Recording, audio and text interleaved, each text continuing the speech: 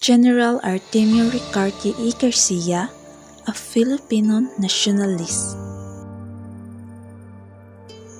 Artemio Ricarte y Garcia was born on October 20, 1866 and died on July 31, 1945, was a Filipino general during the Philippine Revolution and the Philippine War. He is regarded as the father of the Philippine Army and the first Chief of Staff of the Armed Forces of the Philippines on March 22, 1897 to January 22, 1899. Though the present Philippine Army descended from the American Allied Forces that defeated the Philippine Revolutionary Army led by General Ricarte, Ricarte is notable for never having taken an oath of allegiance to the United States government that occupied the Philippines from 1898 to 1946. As a result of the American occupation of the Philippines, especially during the early 1900s, a number of social movements emerged, while some took the form of apocalyptic expressions, others developed into social banditry, and still others appeared as nationalistic movements.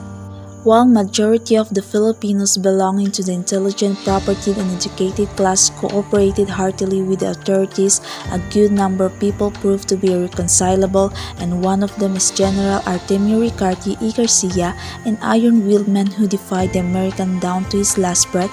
A patriot is the living body, the flesh and blood of Filipino heroes who choose hardships, misfortune, and death to subjugation. Born of poor parents in 1866 in Batac, Ilocos Norte, Ricarte had worked his way through school, successfully earning the certificate of Maestro de Instrucción Primaria from the Escuela Memorial in Ermita. One of the first members of the Katipunan, he held the position of treasurer of the Balangay ng mga Anak Bayan Mapagtiis, the Katipunan name of Francisco D. Malabo. He fought during the Battle of San Francisco de Malabon, one of the earliest skirmishes between the Filipinos and Spanish forces during the Revolution. Throughout the tumultuous years of the Filipino-Hispano hostilities, Ricarte, popularly known then as the Vibora or Snake, was always on forefront leading the Filipino forces. A brigadier general of the Katipunan under the Magdiwang Council, he consequently occupied the position of Captain General of the reorganized revolutionary government controlled by Magdalok Council. He held this position until the time of the signing of the Pact of Biak na Bato on December 14, 1897. Ricarte's encounter with the Americans began with the American occupation of Manila. As early as 1898, he was known to be very much outspoken with regards to American intention over the Philippines. He entertained suspicion and distrust in Americans' promise to help the Filipinos obtain their freedom from the Spaniards. He even warned General Emilio Aguinaldo, saying that the Americans are more dangerous enemy than the Spaniards. Soon, Filipino-American hostilities broke out and American-occupied Manila became the target of operations of the Philippine Revolutionary Forces. General Ricarte at this point deemed it necessary to attack Manila and to gain control of it, and to make the attack successful and effective, he issued two circular letters, one dated July 12, 1899 calling for contribution, and the other dated October 13 of the same year appealing to the Filipino people to rise in arms against the United States. This was followed by another letter dated January 2, 1900, addressed to the Lieutenant General who was commanding south of Luzon. 2 months after the circulars were passed, Ricarte carried out his attack with a group of Filipino soldiers. He managed to sneak into the city. Unfortunately, the Americans captured him at Paco Bridge. He was detained at the military prison in Anda Street in Intramuros and tried for spying behind the American lines. On January 7, 1901, he was deported to Guam together with some revolutionarios. In 1902, with the capture of General Emilio Aguinaldo and the consequent fall of the Malolos government, all Filipino prisoners and exiles who took their oath of allegiance to the United States were pardoned and sent home. Two of the Filipino exiles, however, remained adamant are Ricarte and Mabini. Both refused to go back to the Philippines if the price was taking the oath of allegiance to the American government. In 1903, the two were taken back to Manila. Upon reaching Manila Bay, however, the American authorities did not allow them to leave the ship unless they first take the oath of allegiance. Through his words, General Ricarte refused to take the oath, but the sublime paralytic, then a very sick man, said to Ricarte, "Allow me to take the oath that I may see our homeland before I die." And so Mabini took his oath. Meanwhile, the authorities transferred Ricarte to another ship bound for Hong Kong, where he stayed for another 10 months. The Russo-Japanese War over Port Arthur. Ricarte believed that a war between these countries would be of great advantage to the Oriental peoples against the West, and believed that the Philippines should take the opportunity not only to gain his independence but to take a part in the great struggle for Oriental emancipation.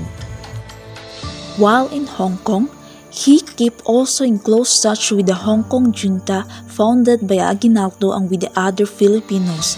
When the Katipunan Abuluyan was founded by Ricarte, was unanimously elected as its president.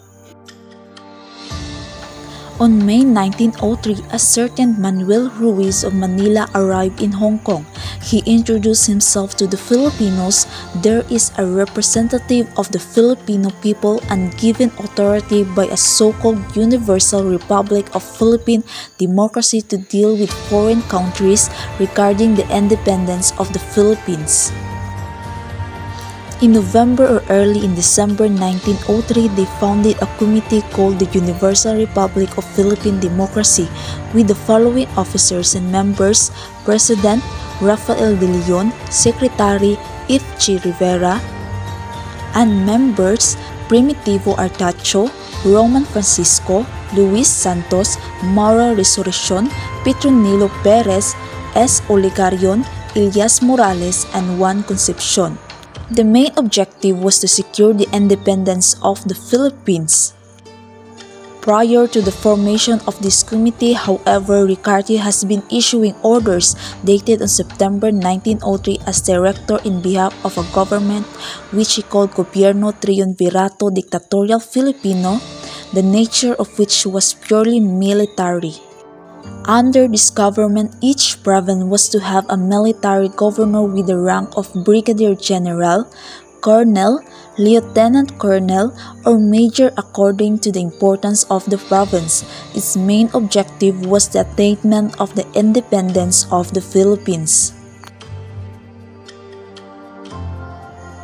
He issued a proclamation under the seal of the Republica Universal Democrata Filipina announcing his arrival in the Philippines, and at the same time called upon his Filipino brothers to rise in arms against the United States government and its policy of the Philippines for the Filipinos, which is nothing more than a delusion nicely covered with attractive clothes. Together with this proclamation, Ricarte issued a circular stating certain military penal laws. He also contacted persons who could help him carry out his plans.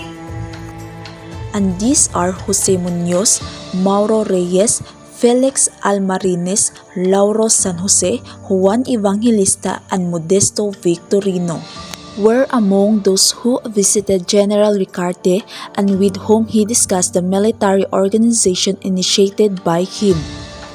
Here are some of the military services of Artemio Ricarte. Allegiance, Philippine Republic, 1899-1900. Revolutionary Government, 1898-1899. Dictatorial Government, 1898. Republic of Piak na Bato, 1897, Tejeros Government, 1897, Katipunan, Magdiwang, 1896 to 1897. Branch or service is Philippine Revolutionary Army, years of service from 1896 to 1900, rank Captain General, battles or wars, Philippine Revolution, Battle of San Francisco de Malabon, Battle of Binakayan Dalahican, Battle of Perez das Marinas, Philippine-American War, Battle of Zapote River.